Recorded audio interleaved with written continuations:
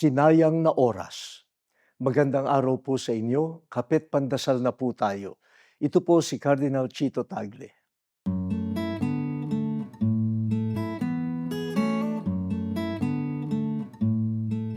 Huwag mong sayangin ang oras mo.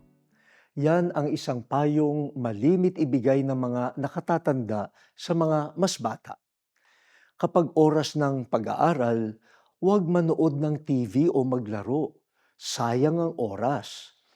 Sa halip na tapusin ang isang gawain, nakatambay lang sa kanto para makipag-inuman. Sayang ang oras. May bibilhin ka sa isang tindahan, pero naipit ka sa traffic na hindi kumikilos. Sayang ang oras. Mahalaga ang oras. Ginto nga raw ang oras, kaya hindi dapat sayangin. May mga pagkakataong pwedeng sabihin, nagsayang ka ng oras, pero sa katunayan, nag-alay ka ng oras, hindi nagsayang. Nagmamadali ka pumasok sa eskwela o trabaho, pero huminto ka para akayin ang isang matanda.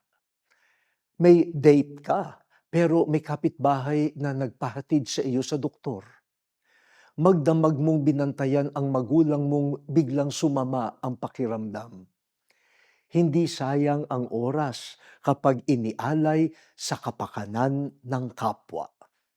O Diyos, huwag nawa kaming manghinayang sa oras na alay para sa iyo at sa kapwa. Amen.